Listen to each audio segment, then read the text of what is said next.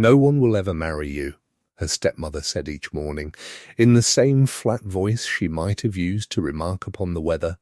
And each morning Eleanor Vane received the words the way she received the cold water she washed in before dawn, as a fact of the house, unpleasant but unremarkable, to be endured and then set aside so the day's work could begin.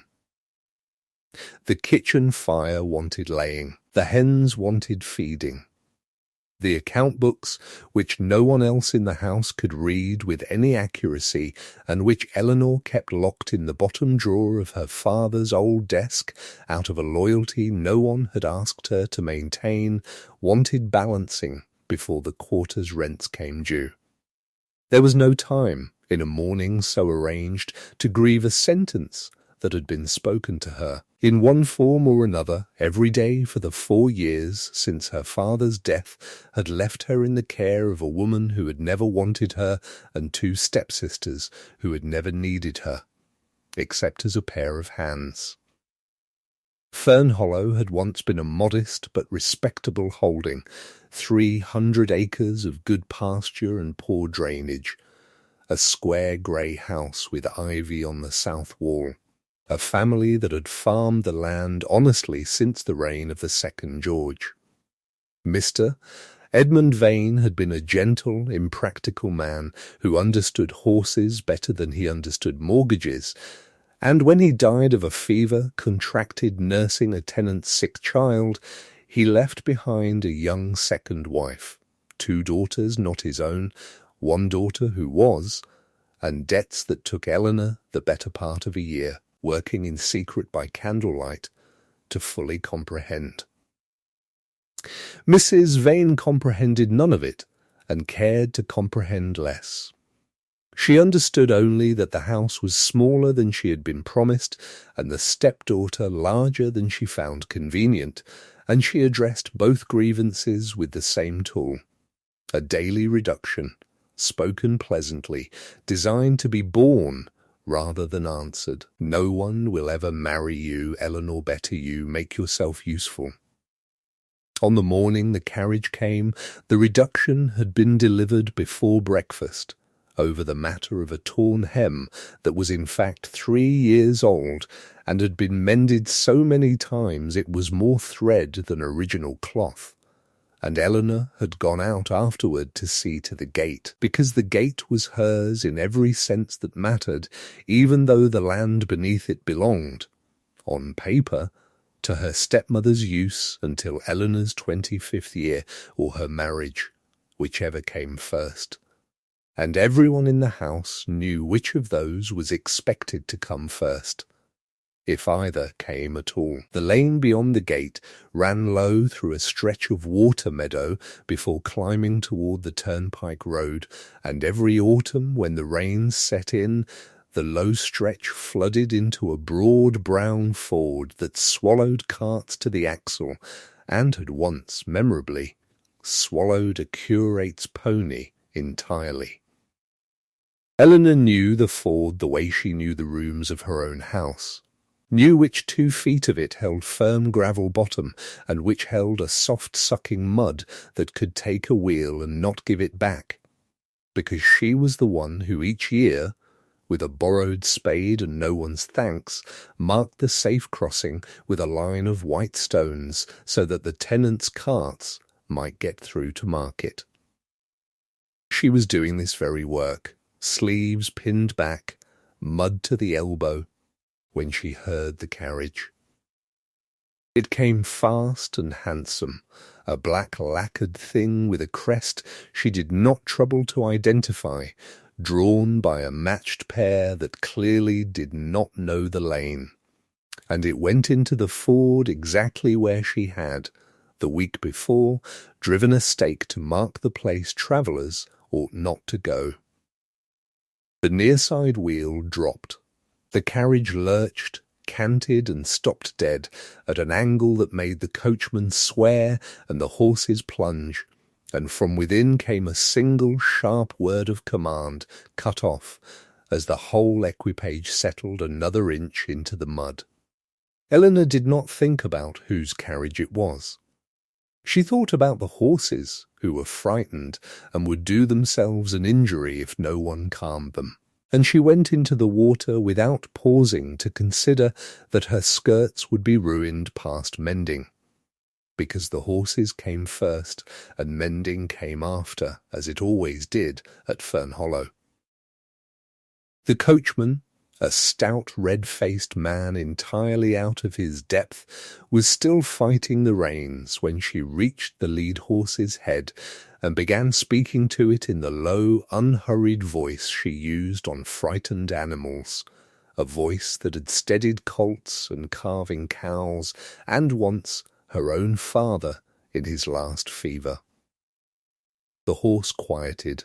She ran a hand down its neck, found the strap that had twisted in the plunging, freed it, and only then looked past the horse's ears to the carriage window, where a man's face had appeared, pale with cold anger, demanding to know what fool had marked a crossing with stakes and left the true ford unmarked.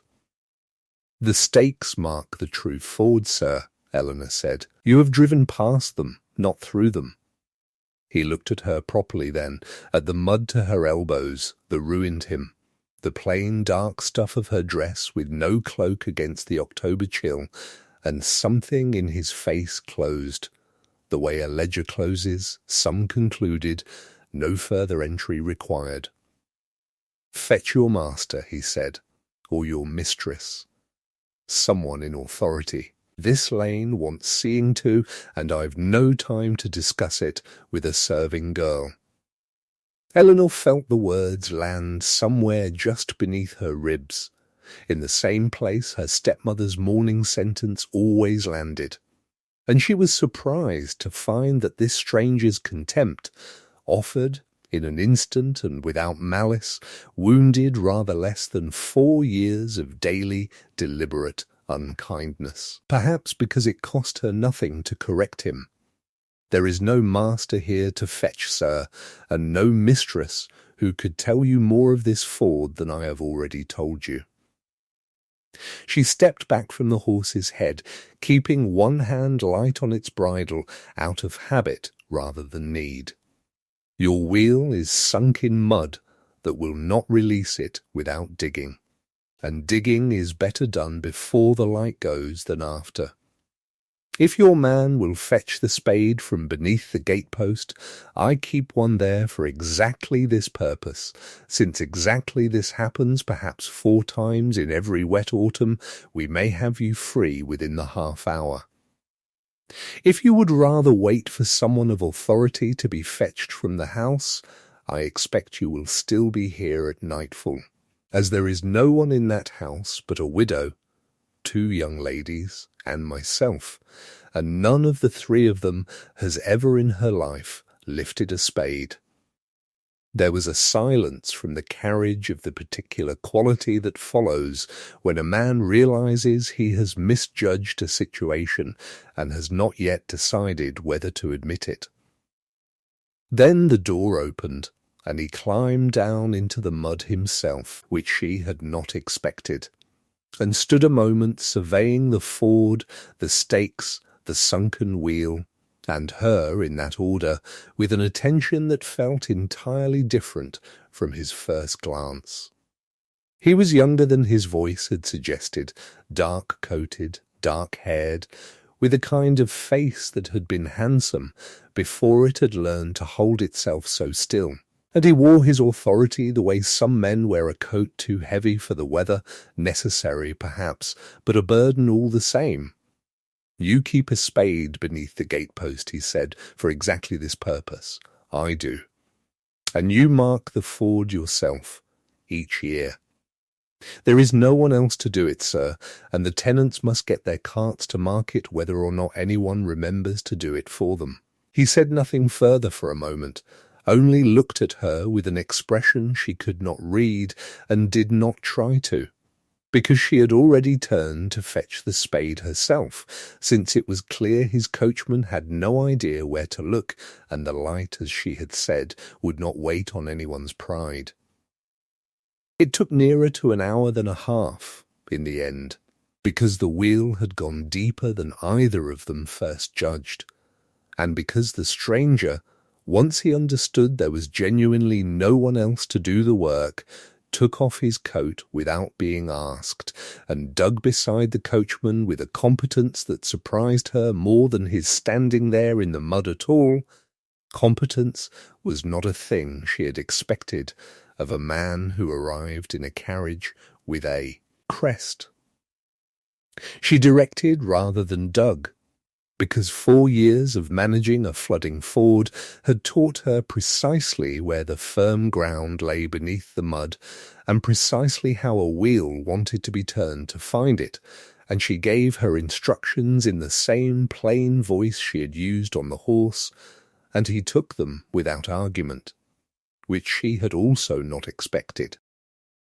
When at last the wheel came free with a great sucking release and the carriage rolled forward onto the gravel crossing she had marked, he stood in the ford a moment longer than was necessary, breathing hard, his good coat streaked with mud to the shoulder, looking at her as though he were revising some sum in his head and did not yet like the new total.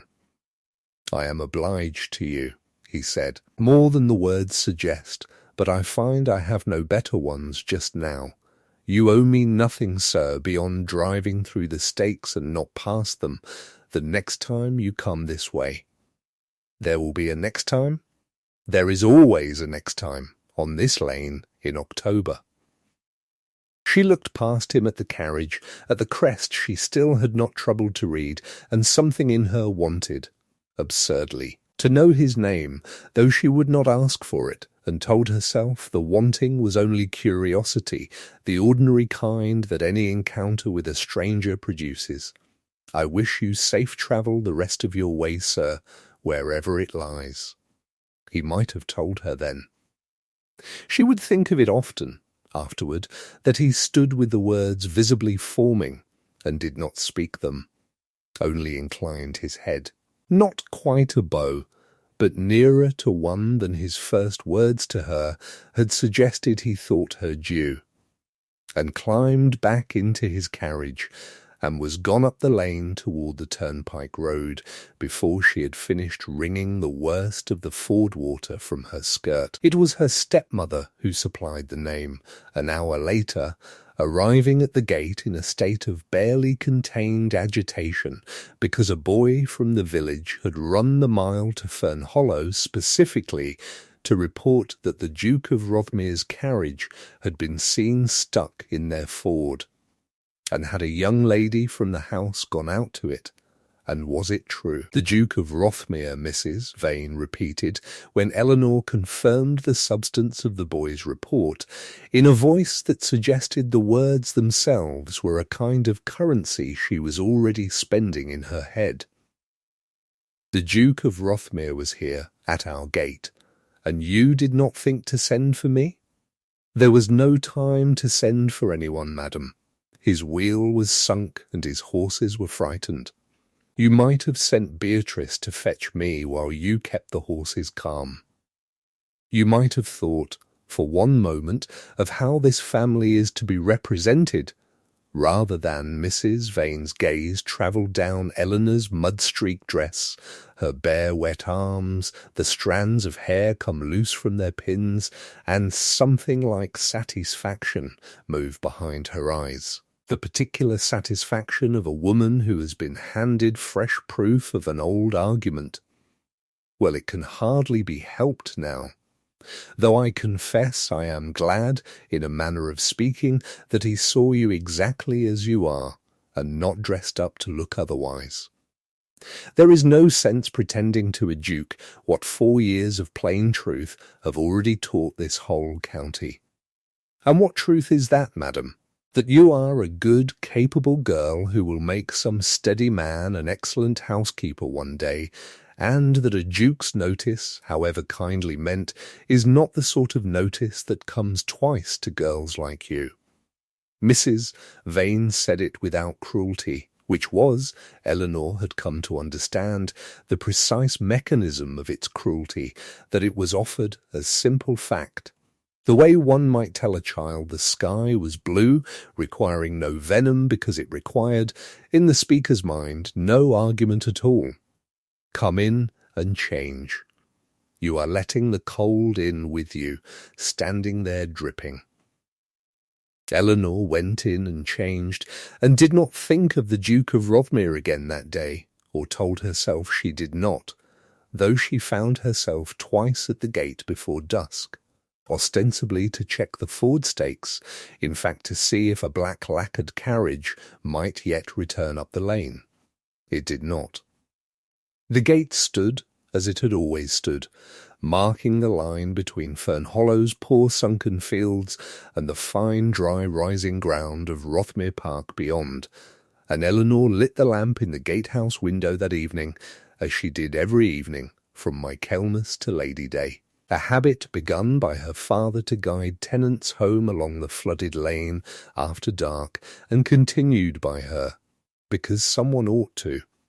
And because the small orange square of light in the gathering dark was, she sometimes thought, the one thing in her life that was entirely her own to give. The Duke of Rothermere, for his part, did not forget the ford, though it took him the better part of a week to admit to himself precisely what it was he had not forgotten. Julian Ashcombe was 28 and had governed Rothermere Park, and the dukedom that came with it, for 6 years since his father's death, with a thoroughness that his aunt Lady Pembridge called admirable, and his steward, old Cobb, privately called grim. He managed his estates well, and his heart not at all, having decided some years before, on evidence he considered sufficient, that the two activities were incompatible in a man of his position. That sentiment, unguarded, made a man a target for exactly the kind of calculation he had once nearly married, and had spent the years since guarding against with a rigour that had cost him, he was dimly aware, more than it had saved him. He had been engaged at 23 to a young woman of excellent family and considerable charm named Sophia Denning, and had discovered, 3 weeks before the wedding, quite by accident, a letter in her own hand to a cousin in which she described their coming marriage in terms entirely of income and precedence, with a warmth reserved, in the letter's second page, for a Captain Aldous Fenwick, whose prospects had lately improved, and whose person she plainly preferred.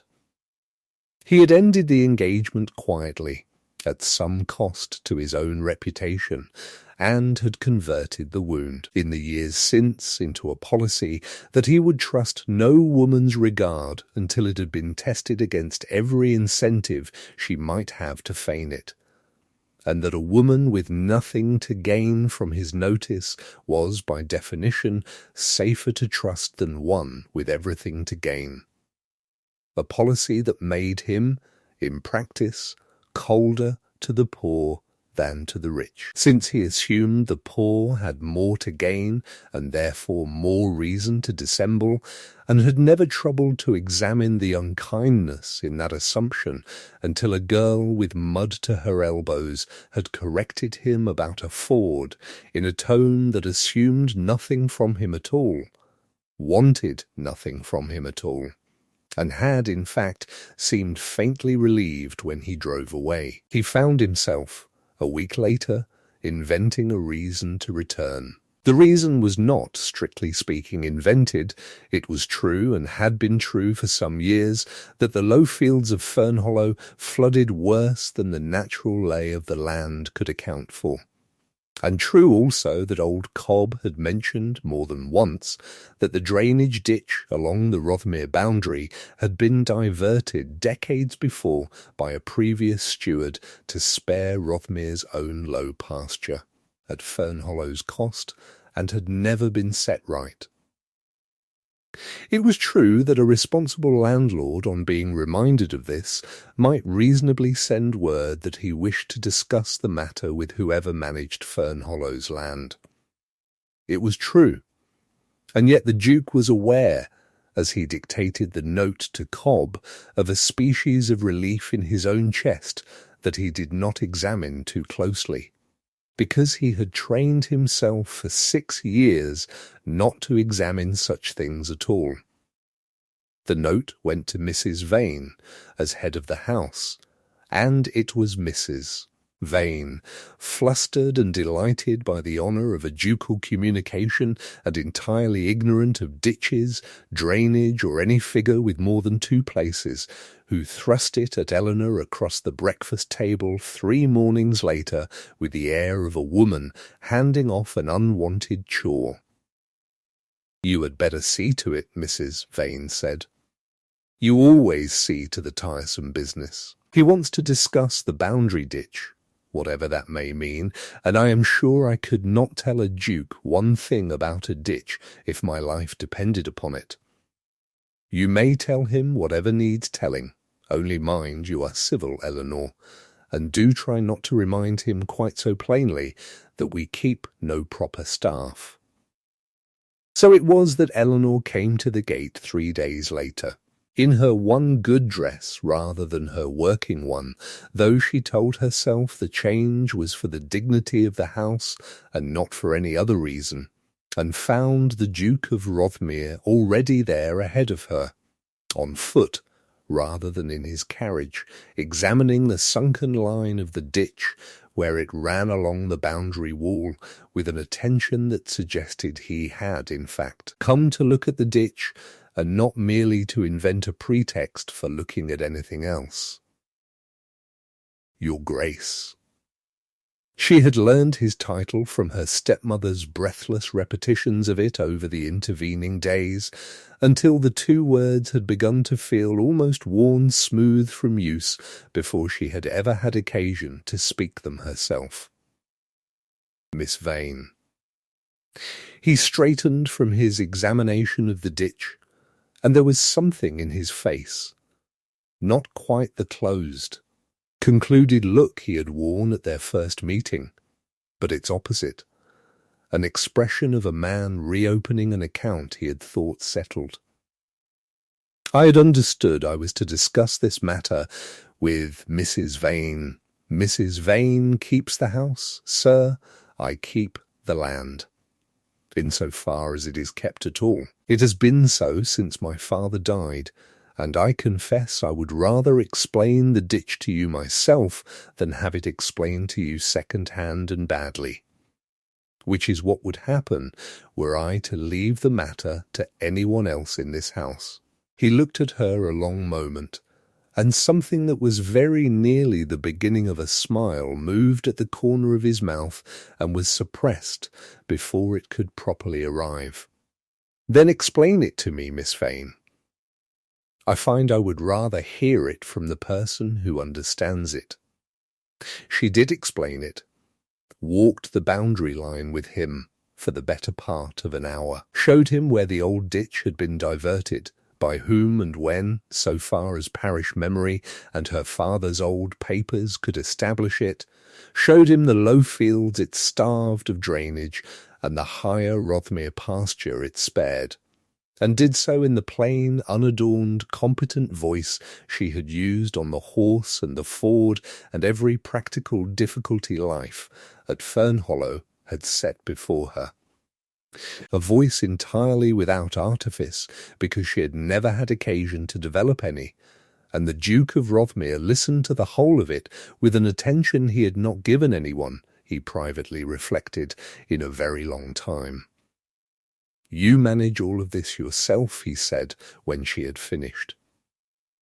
"The accounts, the land, the tenants' concerns. There is no one else to manage it, sir, as I believe I mentioned at our first meeting."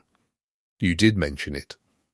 He was quiet a moment, looking not at the ditch now, but at her, with the same revising expression he had worn in the ford, as though the sum kept changing each time he checked it. "I confess, Miss Vane, that when we first met I took you for something other than what you are, and addressed you accordingly. I do not offer that as an excuse. I offer it only because I think you deserve to know I have noticed the error, even if I have not yet decided what is to be done about correcting it. It was as close to an apology as anything her stepmother had offered her in 4 years, and it came, absurdly, from a duke she had known a fortnight, over the matter of a ditch. Eleanor found she did not know what to do with it, and so did what she always did with things she did not know what to do with. She set it carefully aside, unexamined, and returned to the practical matter at hand. The ditch wants restoring to its old course, sir, which I believe would answer for both our lands. I have the old survey, if it would help your man of business to see it. It would help a great deal. He hesitated, and then said, in a tone slightly different from his usual level authority, a tone that admitted, faintly, to uncertainty, I wonder if I might call again to see the survey and to walk the rest of the boundary, if you would be willing to show it to me. There is a good deal of it I have never properly examined, I find, though it has been mine to examine for 6 years. She told him he might call whenever it suited him, and told herself, walking back up to the house afterward, with her heart going faster than the mild exercise accounted for, that the acceleration was only the natural excitement of a landlord finally taking her father's old grievance seriously, and nothing more complicated than that. He called again within the week, and again a fortnight after that, always with some fragment of legitimate business, a question about the old survey, a proposal for the culvert, a wish to consult her about the tenants who would be affected by the restored drainage, and always, Eleanor came to notice, staying rather longer than the business itself required, and always walking rather than driving. So that the visits took on, gradually and without either of them naming it, the character of long, slow walks along the boundary wall, in which the ditch was discussed for the first 10 minutes and a great many other things, unhurriedly, for the hour or more that followed. He asked her, on the 3rd visit, how she had come to understand land management so thoroughly, and she told him, plainly, of her father's death and the debts she had spent a year untangling alone by candlelight, and he listened without the pity she had learned to dread from others, only a kind of grave attention, and said, when she had finished, that he thought it the hardest kind of courage, to do difficult necessary work with no one to see it done, and no one to thank you for it, and that he had done a great deal less in his own life with a great deal more help. On the 4th visit, he brought his niece. Lucy Ashcombe was 9 years old, the orphan daughter of the Duke's younger brother, killed in a hunting accident 3 years before, and she had come to live at Rothmere Park the previous spring with the watchful, assessing manner of a child who has learned that grown people's kindness cannot always be relied upon, and has therefore made a private study of which grown people's kindness can. She attached herself to Eleanor within the first quarter hour, on the strength of Eleanor's knowing the name of every wildflower along the ditch bank, and being willing to stop and examine each one as though it mattered, and by the 2nd visit was pressing flowers between the pages of a small book she carried for the purpose, and presenting each specimen to Eleanor for approval with the solemnity of a scholar submitting work for review. Uncle Julian does not know the names of flowers, Lucy informed Eleanor on that 2nd visit, in the carrying, unguarded voice of a child certain her elders were not attending, though the Duke, walking a little apart with old Cobb, plainly was. He knows the names of everything else, rents and roofs and Parliament, but not flowers. Then we shall have to teach him, Eleanor said, since a man who owns as much land as your uncle ought at least to know what grows on it." "You could teach him," Lucy said, with the devastating directness of a child who has not yet learned that some observations are better left unspoken, since you already know, and since he likes it very much when you explain things to him. He listens to you the way he does not listen to Aunt Pembridge, or to Mr. Cobb, or to anyone. I have watched him do it. The Duke, some yards off, did not appear to have heard this, though the set of his shoulders suggested otherwise, and Eleanor, colouring, told Lucy that grown people's listening habits were not generally a fit subject for a young lady's observation. A rebuke Lucy accepted with the placid unconcern of a child who knows she has spoken a true thing and does not much mind being told she oughtn't to have. It was old Cobb, in fact, who first named the change aloud, though he named it only to himself and to the housekeeper at Rothmere Park, over the kitchen fire, in the dry, understated manner of a man who has served a family long enough to read its weather without needing to be told the forecast. "His Grace has walked that boundary wall a dozen times this month," Cobb observed, "when in 6 years I never knew him walk it once. And he comes back from Fern Hollow each time looking less like a man who has settled a drainage dispute and more like a man who has forgotten for an hour that he is a duke at all. I do not say it is a bad thing. I only say it is a new thing, and I have not seen its like in this house since before the old duke died." Eleanor had her own confidante in these weeks, an elderly neighbour named Mrs. Hollis, a widow of independent means and independent opinions who had known Eleanor's father and had taken it upon herself, in the years since his death, to supply Eleanor with the plain speaking that Mrs. Vane's household otherwise withheld.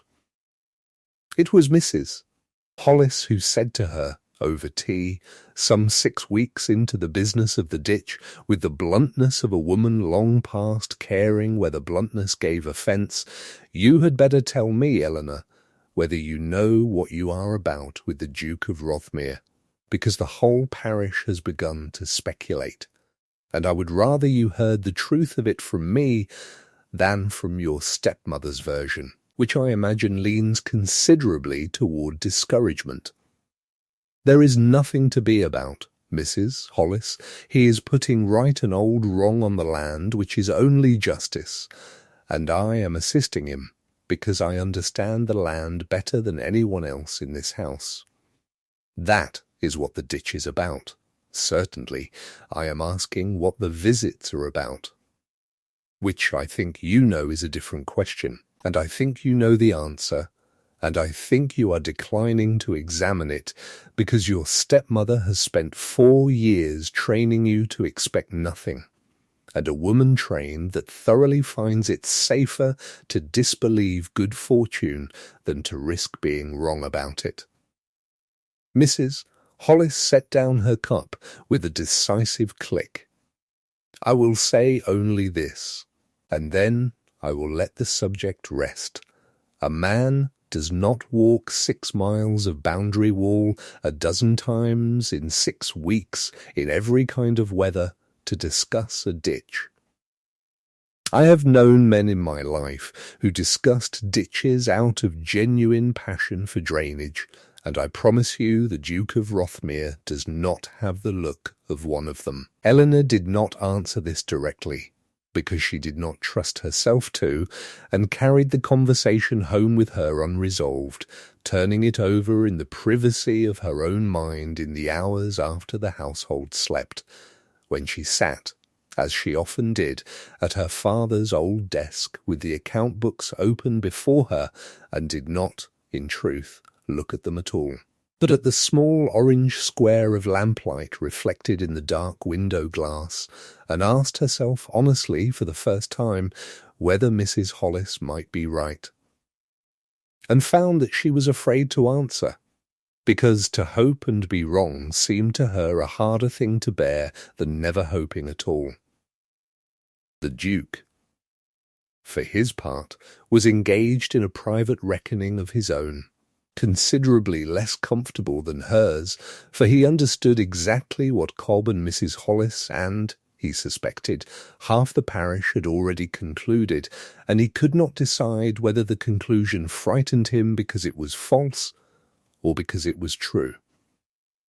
He lay awake some nights at Rothmere Park relitigating, as he had done 100 times in the 6 years since, the exact contents of Sophia Denning's letter, the exact words she had used to describe him as a settled income rather than a man, and asked himself whether Eleanor Vane's plain, unhurried competence, her evident indifference to his title and evident interest in the ditch itself, in the tenants who would benefit from its repair, in Lucy's flower book, and nothing whatever in his rank, was proof against the kind of calculation he had trained himself to fear, and could not quite silence the old cold voice that told him no proof was proof enough, that a woman with a mortgaged, mismanaged estate and a stepmother eager to see her married off had every reason in the world to make herself appear exactly as disinterested as Eleanor Vane appeared, and that the appearance of disinterest was, in fact, precisely what a clever woman would cultivate.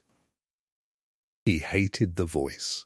He had never hated it before, in 6 years of it keeping him safe, and its arrival now, at exactly the moment he found himself wanting, for the first time since Sophia, to trust someone entirely, told him more plainly than anything else could have how far he had already fallen, and how little his old policy would avail him against it. His aunt, Lady Pembridge, who had managed his household and his social obligations since his mother's death, and considered both her particular province, had her own candidate in mind for the position Eleanor Vane appeared, unbidden, to be filling, and pressed the matter with the persistence of a woman who believes herself entirely reasonable. Miss Verity Calloway was the daughter of a viscount, possessed of £8,000, a pleasant disposition, and a face generally agreed to be the handsomest in the county, and Lady Pembridge saw no reason the autumn assembly at the county rooms should not serve as the occasion on which her nephew's attentions were at last properly directed. "You have neglected society shamefully these 6 weeks," Lady Pembridge informed him, some days before the assembly, walking about a boundary ditch with a girl who has no fortune, no connections, and, I am given to understand, a stepmother of the most vulgar pretensions. "I do not say she is not a respectable girl. I say only that a duke does not marry a ditch, Julian, whatever satisfaction he takes in mending it, and Miss Calloway will be at the assembly, and I should like you to stand up with her at least twice, for the look of the thing, if for no better reason." He did not argue with his aunt, because arguing had never once altered her course in 26 years of trying, and he privately resolved that he would attend the assembly, and would stand up with Miss Calloway if the occasion required it, and would use the evening, in fact, as a kind of test of himself, of the cold voice that would not be silenced, of whatever it was that had grown unexamined in 6 weeks of ditch-walking and flower-pressing and Lucy's uncomfortably accurate observations. He would see Eleanor Vane in a public room, among other people, subject to other people's judgment, and would see whether his own regard survived contact with the ordinary machinery of society that had once, with Sophia, revealed exactly what he needed to see. Mrs. Vane, on learning that the assembly would very likely include the Duke of Rothmere among its company, threw herself into preparation with an energy that left Eleanor almost entirely out of its accounting. Beatrice's and Cassandra's gowns were ordered new from the dressmaker in town at an expense the estate could not properly bear. Eleanor's own gown, 3 seasons old and let out twice already at the seams, was declared, with a sigh of practised regret, good enough for a girl who did not, after all, expect to dance. "It is not unkindness, Eleanor," Mrs. Vane said, folding a length of new blue silk against Cassandra's shoulder with evident satisfaction. "It is only sense. A duke's notice of a ditch is one thing.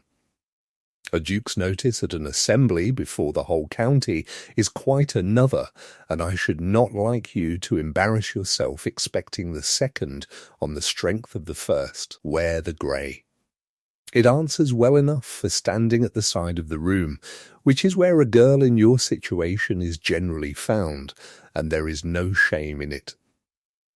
Eleanor wore the grey and stood, as predicted, near the side of the room, and told herself, watching Beatrice and Cassandra sweep past in their new silks, that she had expected nothing else, and was therefore disappointed in nothing. A piece of self-persuasion that held reasonably well until the Duke of Rothmere entered the assembly rooms a little after 9 o'clock, paused just inside the doorway with the unhurried authority of a man for whom every room rearranges itself on entry, and, having surveyed the whole company in a single sweeping glance, crossed the floor directly to the side of the room where Eleanor stood, passing Miss Calloway and Lady Pembridge and a dozen other better-dressed young ladies without so much as breaking his stride.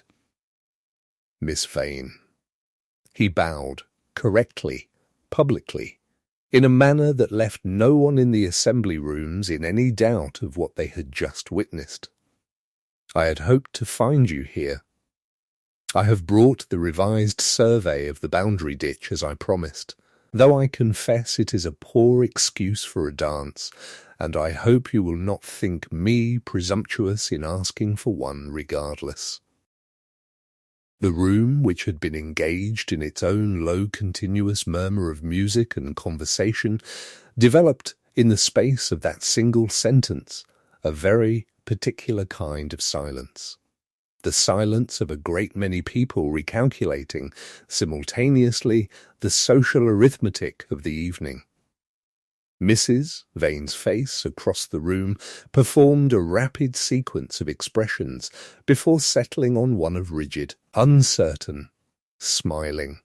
Miss Calloway, to her considerable credit, showed nothing but mild, well-bred interest, and would say to a friend afterward, without malice, that she had rather thought the Duke's ditch business had a look of something more than business about it, and was glad, on the whole, that he had had the honesty to make it plain before Lady Pembridge's hopes on her behalf went any further. Eleanor, for her part, danced with him a single set, correctly performed, exchanging in the course of it exactly the kind of unhurried, low-voiced conversation about the survey and the tenants and Lucy's newest pressed specimen that had characterized their 6 weeks of boundary walking.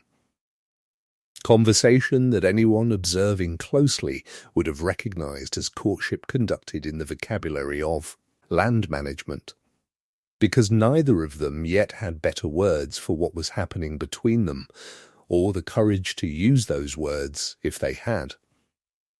It was in the interval after the dance, while they stood together near the refreshment table, that the evening's true test arrived, delivered by a Mrs. Pettigrew, a woman of the parish, given to loud opinions imperfectly suppressed, who remarked, in a voice not quite low enough for its intended privacy, to a companion nearby, that it was a curious thing to see a duke stand up with a girl whose hem, she happened to know, was more darning thread than original cloth, and whose family, whatever airs Mrs. Vane put on, could not properly afford a new gown for the girl's own back. The silence that followed was different from the first, sharper, more expectant, the silence of a room waiting to see how a duke would answer an insult offered, however indirectly, to a woman he had just publicly favoured. The Duke of Rothermere did not raise his voice. He did not, in fact, address Mrs. Pettigrew at all, which Eleanor would understand only later as the more devastating choice, for it declined to grant her remark the dignity of a direct response. He turned instead to the small group nearest him, which included, by unhappy chance, Mrs. Pettigrew's own husband, a gentleman of some standing among the local landowners, and said, in the same level, carrying voice he might have used to address a room of tenants, that he had lately been much occupied with the drainage of his eastern boundary, a piece of neglect some decades old that had cost the Fern Hollow tenants dear in flooded fields and lost crops every autumn for longer than anyone now living could properly remember, and that the survey work required to put it right. Survey work of a precision he had not encountered in any man of business he had yet employed, had been undertaken, entirely without compensation and entirely without complaint, by Miss Vane, whose understanding of drainage, tenancy, and land management generally he had come, in 6 weeks of close observation, to consider equal to any stewards in the county, and superior to most. I mention it, he added, into the silence that followed, with the faint dry edge of a man who has said exactly what he intended to say, because I think it a great pity that a competence of that order should go unremarked in a room so ready to remark upon a hem. He did not look at Eleanor as he said it. He looked, instead, at Mrs. Pettigrew, whose face had gone the particular shade of a woman realizing she has been publicly, quietly, unanswerably put in her place, and then he turned the conversation, without further comment, to the general condition of drainage in the county, and let the Assembly's own gossip do the rest of the work for him. Eleanor did not speak of it to him that night, because there was no private way to speak of it in a public room, but she carried it home with her, folded carefully alongside the memory of his hand at her waist during the set, and his voice, low and certain, describing her work to a room that had never once thought to value it, and she found, lying awake long after the house had gone dark, that Mrs. Hollis's blunt question of 6 weeks before had, at last, answered itself, whether or not she was ready to trust the answer. He came to the gate 3 evenings later, at an hour later than his usual visits, when the last light was going out of the sky and the lamp in the gatehouse window had already been lit, and he came, she understood at once, without any pretext of ditches or surveys at all, on foot, alone, in a manner that suggested the visit had cost him some deliberation before he allowed himself to make it. "I owe you an apology," he said, before she had done more than bid him good evening, "and I find I would rather deliver it properly, at last, than continue postponing it behind the excuse of a ditch that has, in truth, been fully surveyed and fully understood for some 3 weeks now. You owe me nothing, Your Grace. You have said as much before. I owe you the truth, which is a different debt, and one I have been slow to pay." He stood a moment in the lamp's small orange light, and she saw, for the first time since the ford, something in his face that was not composure, a rawness he had plainly not permitted many people to see.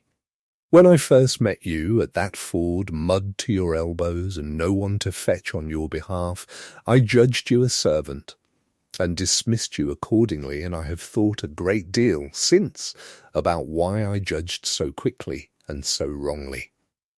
The truth is that I have spent 6 years judging everyone quickly, Miss Vane, and generally wrongly, because I was engaged once, before I came into the title, to a woman who considered our marriage a matter of income and precedence, and told a correspondent so in a letter I discovered by accident 3 weeks before our wedding. I ended the engagement and told myself I had learned prudence. In fact, I had only learned fear, and dressed it up as prudence because fear is easier to bear when it wears a respectable coat. Eleanor said nothing, only listened, because she understood from 4 years of her own careful silences that a confession offered this plainly wanted room to finish itself. I decided after Sophia that a woman with nothing to gain from my notice was safer to trust than a woman with everything to gain. And I have governed 6 years of my life by that policy, and it made me, at our first meeting, unkind to you on no better evidence than the mud on your hands and the plainness of your dress, I assumed. Because you had every appearance of needing my notice, that you would therefore feign whatever regard best served that need. And I did not trouble to discover you were, in fact, the one person I have met in 6 years who wanted nothing from me at all beyond fair dealing over a ditch. He paused, and the pause held the particular difficulty of a man arriving, at last, at the centre of what he had come to say. I find I can no longer sustain the policy, Miss Vane, because I do not want, any longer, to be a man who trusts no one enough to be wrong about them. I would rather risk being wrong about you than continue being safely, comfortably right about no one. You are not wrong about me, Eleanor said, and heard her own voice come out smaller than she intended, stripped of the plain, competent steadiness she used for horses and ditches and account books, because this was not a matter she had any practised voice for at all. Though I do not know that I have ever been wrong about myself, either, until quite recently, and the being wrong is a harder adjustment than I expected. What were you wrong about? She looked at the lamp in the window rather than at him, because it was easier, and told him, in the plain, unadorned sentences she had never permitted herself before, of her stepmother's morning refrain, 4 years spoken so consistently she had come to accept it not as cruelty, but as fact, the way one accepts weather. No one will ever marry you, Eleanor. Better you make yourself useful. And how she had built her whole understanding of her own worth around usefulness precisely because she had been taught, daily, gently, devastatingly, that nothing else about her was worth building around at all. She is wrong, the Duke said, with a quiet, absolute certainty that Eleanor felt lands somewhere entirely different from where her stepmother's sentences had always landed. Not a blow, but its opposite. She has been wrong every morning for 4 years, and I am sorry no one corrected her sooner, and I should like, if you will permit it, to spend whatever years remain to either of us making certain she is never right again. It was not, Eleanor would reflect afterward, a grand declaration in the manner of a novel. There was no falling to one knee in the mud, no extravagant speech. Only a man standing quietly by a gatehouse lamp, offering the truth of himself as plainly as she had once offered him the truth of a Ford. And she found that the plainness was itself the proof she had not known she needed, because a man who had learned to fear performed feeling would hardly, she thought, choose performance now, at the one moment performance might have served him best. I should like that, she said, and then, because 4 years of careful self-protection did not release its hold in a single evening, however plain the offer, she added, though I find I want a moment before I say more than that. Not because I doubt you. Because I have spent 4 years being told what I might expect from my life, and I find I should like, for once, to choose my own answer slowly, rather than have it decided for me by anyone's hurry, including my own. He did not press her. He only said, with something that was very nearly a smile, that he had waited 6 weeks already and found he had grown rather good at it, and would wait as many evenings more as she required, provided she did not object to his waiting at this particular gate, in this particular lamplight, since he had come, in the course of those 6 weeks, to think it the pleasantest place in the county to wait for anything. She gave him her answer 4 evenings later, at the same gate, in the same lamplight, in words as plain and unhurried as anything she had ever said to him about a ditch. And he received them with a quiet, unguarded gladness that Lucy, watching from the gatehouse window with the frank interest of a child who has followed the whole business with close attention, would later report to Cobb had made her uncle look, for the first time in 3 years, entirely like a man and not at all like a duke. Mrs. Vane's reception of the news, when it reached her some days later by the entirely correct channel of the Duke's own formal call, was a study in rapid and thorough revision.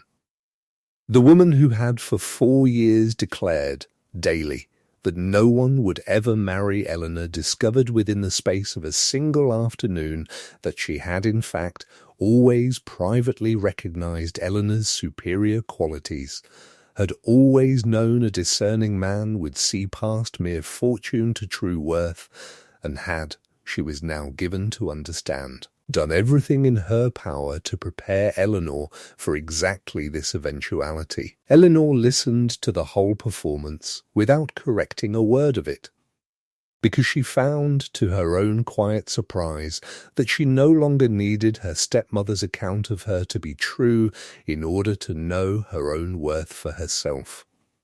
And a woman who no longer needs another's cruelty to be answered no longer troubles herself much with answering it. They were married the following spring at the small stone church that served both Fernhollow and Rothmere Park, on a bright clear morning that Mrs. Hollis declared, with satisfaction, exactly the kind of weather a long winter's patience deserved, and Lucy, who had appointed herself in charge of flowers for the occasion, filled the church with every early bloom the 2 estates' combined hedgerows could supply, remarking to anyone who would listen that her new aunt had taught her every one of their names, and it seemed only right they should attend the wedding in person. The boundary ditch was restored to its old true course that same spring, at the Duke's expense and under Eleanor's close direction, and the low fields of Fernhollow, flooded every autumn within living memory, drained properly for the first time in decades, so that the tenants who had for years lost half their harvest to standing water brought in, that first autumn of the marriage, a crop so full it required additional storage no one had thought to build. The old boundary wall itself, which had for generations marked the hard line between the 2 estates, was opened in one long section the following year, at Eleanor's particular request, into a wide gate that stood permanently unlatched, so that the 2 properties, joined now in every sense that mattered, might also be joined in the ordinary daily traffic of gardeners and children and dogs who had never troubled themselves to recognize a boundary that no longer served any purpose beyond habit. And each evening, from Michaelmas to Lady Day, the lamp was lit in the gatehouse window still, no longer to guide frightened travellers through a flooded ford that had not flooded in years since the ditch ran true and the road stayed dry, but out of the same habit that had first begun it. A habit Eleanor found she had no wish to break, because it had become, in the years since a black lacquered carriage first stopped at that gate, not a signal for strangers, but a small steady sign for her own household. For the Duke, walking home some evening from the far fields with Lucy's hand in his, or from Cobb's cottage, after some long discussion of the spring planting, that the light he was walking toward was not merely light, but welcome, kept burning by a woman who had once been told, every morning of 4 long years, that no one would ever want what she had to give, and who had learned at last, standing at that same gate with a lamp of her own lighting, that she had been the one, all along worth coming home to.